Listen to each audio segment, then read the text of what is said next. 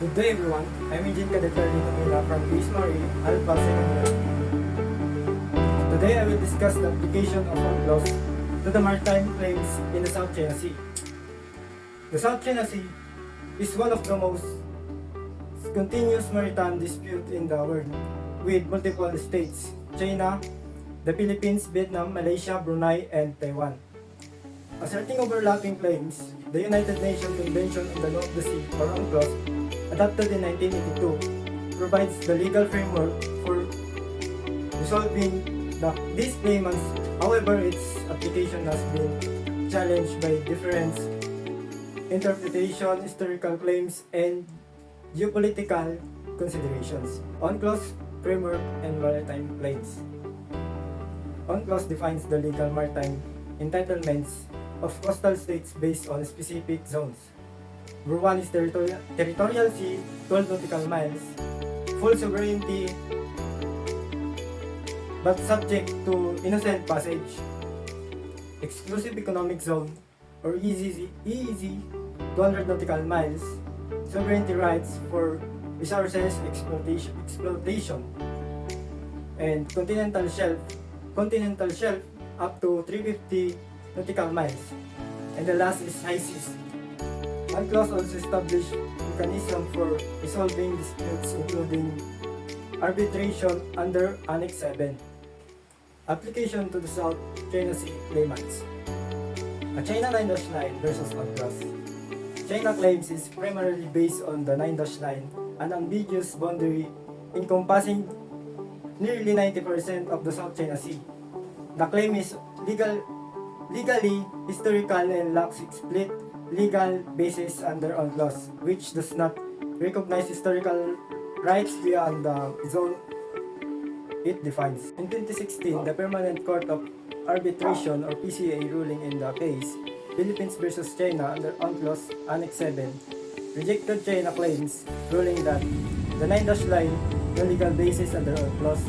China cannot claim exclusive economic zone from artificial island built on low tide elevation. Scarborough Shoal and other features are rocks, not island, meaning they do not generate exclusive economic zone. And the next, Philippines Maritime Entitlement.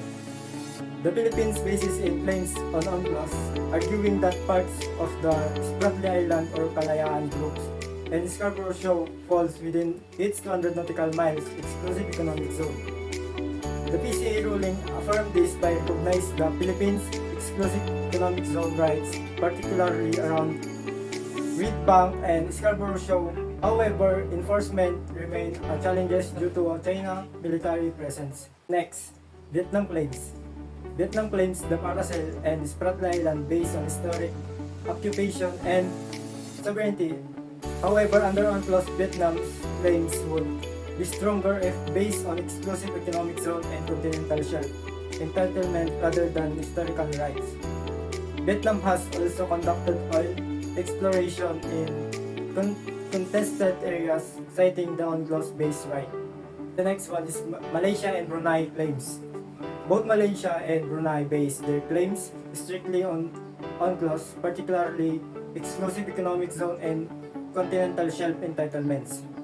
Malaysia submitted a claim for an extended continental shelf beyond 200 nautical miles in 2019, and Brunei claims is relatedly limited as it focused on its exclusive economic zone and continental shelf without asserting sovereignty over disputed island. Next, Taiwan position. Taiwan claims the Spratly Island and Pradas Island, aligning with China's 9-dash line argument. However, since Taiwan is not UN member, it cannot formally invoke UNCLOS mechanism. UNCLOS-based dispute resolution and challenges. While UNCLOS provides mechanism for dispute resolution, enforcement, and difficult, China refused to recognize the 2016 PCA ruling and continuous militarization. ASEAN lacks a unified stance, with some members prioritizing economic ties with China. There is no UNCLOS enforcement body. Compliance relies on this diplomatic and geopolitical pressures.